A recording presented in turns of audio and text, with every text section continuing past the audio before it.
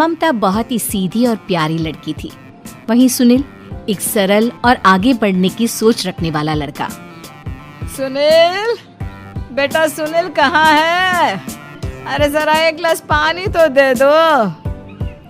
हाँ माँ, अभी आया। क्या माँ, पानी तेरे सर के पास ही तो रखा है। क्या हो गया है, तबीयत खराब है क्या? अरे नहीं, वो उठने का मन ही नहीं कर रहा था, तो देखा ही नहीं। वैसे क्या कर रहा है? यहाँ बैठ ना मेरे पास। माँ पढ़ रहा था।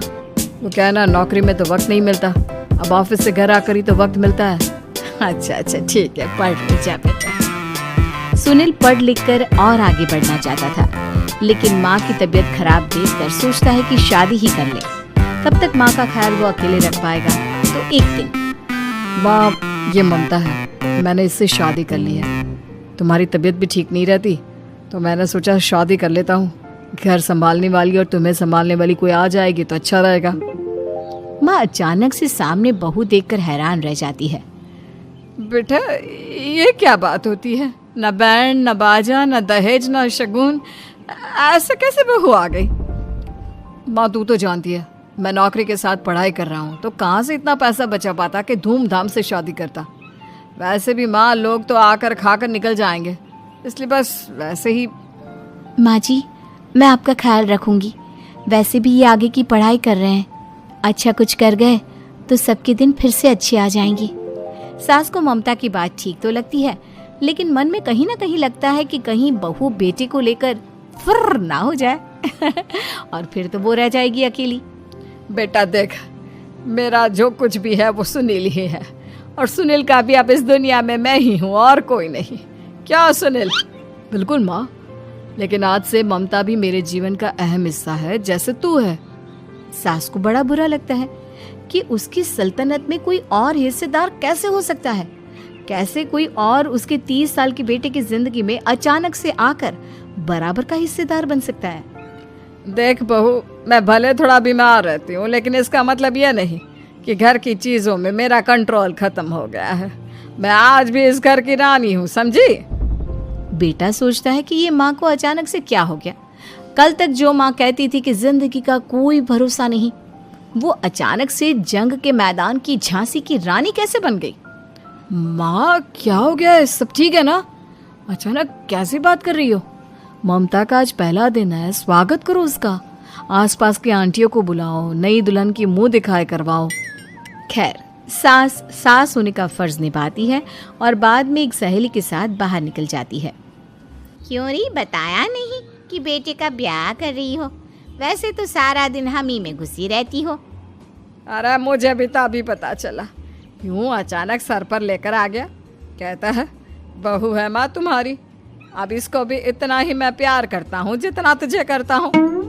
लो जी, ये क्या बात हो गई? क्यों इतना प्यार करता है? अरे माँ का प्यार तो ज्यादा होता है। अब उसको तो कोई दूसरा पति मिल सकता है, लेकिन तुम ही बताओ, क्या माँ की ममता किसी और की हो सकती है? ना जी ना, बेटे को समझाओ ये बात। अरे क्या समझाऊं, मुझे तो खुद ही समझ में नहीं आ रहा कि क्या हो रहा है। जो बेटा कल तक माँ माँ करता था, अचानक से बीवी बीवी का राग आलाप रहा है। देखा, उसकी बीवी ना सुंदर और जवान है। सुंदरता के आगे तो एक से एक नहीं टिके, तो तेरा बेटा किस खेत की मूली है? सास को भी समझ में आ जाता है कि बहू की सुंदरता के आगे माँ का प्यार किसी काम का नहीं। उधर बीवी, ए जी, अम्मा जी सहेलियों को छोड़ने गई थी, अभी तक आई नहीं, हम देख आए क्या? अरे रहने दो ना, आ जाएंगी। कहाँ जाएगी, उनकी आदत है, एक बार जाती है तो पूरी पंचायत खत्म करके ही आती है। अच्छा ही है, खाना वाना खा कर गई होगी। छोड़ो ना, घूमेगी तो खाना पचेगा, नहीं तो ऐसे ही खाट पकड़ लेगी। बहू भी शांत हो जाती है। उधर सास सोचती है कि आज थोड़ा देर से ही घर जाती हूँ, जब बेटा परेशान होकर ढूंढेगा तब मजा आएगा। बीवी को खुद ही पता चल जाएगा कि माँ के आगे उसकी दाल नहीं गलेगी। लेकिन वहीं दूसरी ओर घर पर, ए जी, माँ जी अभी भी नहीं आई, हमको तो घबराहट हो रही है कि क्या करें, जाकर पता करें किसी के घर। अच्छा, कहाँ जाओगी ये भी बता दो। पहला दिन है तुम्हारा इस घर में और एक ही दिन में मोहल्ला छानोगी क्या? हाँ, तो आप भी तो नहीं जा रहे हैं ना, हमको फिक्र हो रही है। अरे यार, ये रोज का है अम्मा का, खाओ और सो जाओ। बस फिर क्या था। बेटा बहू खाना खाते हैं और कमरे में सोने चले जाते हैं। उधर जब सास को कोई देखने नहीं आता तो वो हार कर घर आ जाती है, जहाँ वो देखती है कि सारे घर की लाइट्स बंद है। सास को गुस्सा आता है। बहू, ममता बहू कहाँ हो? लेकिन सारे दिन की थकी बहू को ऐसी नींद आती है जैसे किसी ने भांग की गोली खिला दी हो। वो तो नहीं उठती। उठकर आ जाता है बेटा। क्या बात है अम्मा, काहे चिल्ला रही हो? अरे सो जाओ ना, सुबह की थकी है बहू, वो सो रही है। जोर से बोलोगी तो नींद खुल जाएगी उसकी। माँ को गुस्सा आ जाता है। फिलहाल तो सो जाती है, लेकिन मन ही मन ढेर सारा जहर बहू के लिए भरा होता है। सुबह बहू चाय बना रही होती है कि सास धीरे से गैस तेज कर देती है, जिससे चाय का बर्तन जल जाता है। और जैसे ही बहू चाय का बर्तन उठाती है उसका हाथ जल जाता है। मेरा हाथ जल गया। वो जोर जोर से चिल्लाकर इधर उधर भागती है कि सास थोड़ी देर में उसके हाथ में पानी डाल देती है। हाय रे बहू, क्या कर रही हो? पहली बार रसोई छुई हो क्या? सासू माँ गलती से गैस तेज रह गई थी और बर्तन जल गया, जिससे मेरा हाथ जल गया। हाय रे, कितना गंदा दाग। छी छी छी छी, मुझे तो उल्टी आ रही है तेरा गला हुआ मांस देखकर। तू ना मुझे अभी साथ से खाना मत लगाना। बहू भी खुद का हाथ देखती है तो उसे भी रोना आ जाता है। कुछ दिनों के बाद सास की सहेली आती है। बहू चाय बनाकर लाती है। उसके जाने के बाद सहेली कहती है, बहू की सुंदरता ऐसी है कि कोई भी दीवाना हो जाए। वैसे तेरे बेटे का क्या हाल है? अरे वैसा ही है, बहू के पीछे लट्टू। क्या करूं, कुछ समझ में नहीं आ रहा।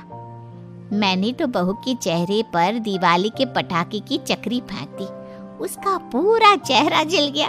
अब देखो ना रही सुंदरता, और ना ही अब मेरा बेटा उसे पूछता है। अरे अब तो वो उसे छोड़कर दूसरी भी देखने को बोल गया है मुझे। बहू सारी बात सुन रही होती है। आंटी एक बात बताइए, क्या भरोसा है कि दूसरी सही आए और आपके अनुसार रहे? देखिए आंटी, मेरी सासू माँ को गलत बात सिखाने की जरूरत नहीं है। हमारा परिवार साथ में खुशी से रह रहा है। देख बहू, मेरी सहेली की बेइज्जती ना कर, वही अच्छा रहेगा तेरे लिए, समझी? बहू नहीं मानती है। वो बार बार उनकी सहेली को घर से निकल जाने को कहती है। तभी सास की सहेली पास के चूल्हे से लकड़ी लाकर बहू के चेहरे पर लगा देती है। बहू जोर जोर से रोने लगती है। अरे ये क्या कर दिया? मैंने कहा किया, ये तो तूने किया। तू ही नहीं चाहती थी कि बहू बेटे के साथ रहे, भला मैं क्यों करूंगी? मैं तो चली, निपटो अब।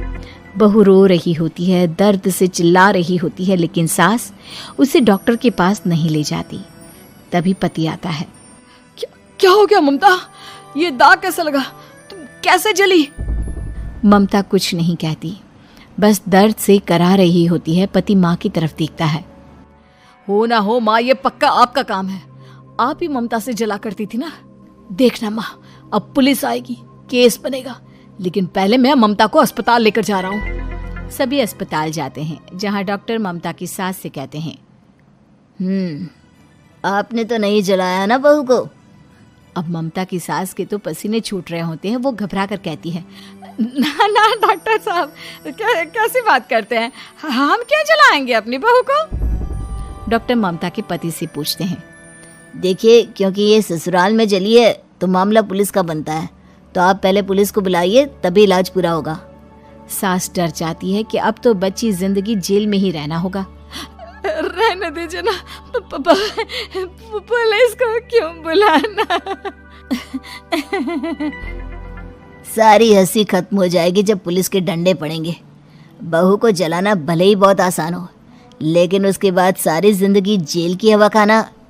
सास डर जाती है। पुलिस आती है। पास लेटी दर्द से करा रही ममता स्टेटमेंट देती है। तो क्या हुआ था? कैसे जली आप? ममता पास खड़ी सास को देखती है। बेटी बताओ, कैसे जल गई तुम? ओए, काका का किरण वाली शाहरुख, चुप, बिल्कुल चुप। सास चुप। सभी इंतजार करते हैं कि ममता क्या बोलेगी। जी मैं खाना बना रही थी, लकड़ी उड़कर मेरे ऊपर गिर गई और मैं जल गई। सास बहू की बात सुनकर रोने लगती है। देखा माँ, कितनी समझदार है ममता। ये चाहती तो, हाँ बेटा, ये चाहती तो मैं आज जेल में होती। मुझे माफ कर दे, मैं आगे से अभी कभी ऐसा नहीं करूंगी।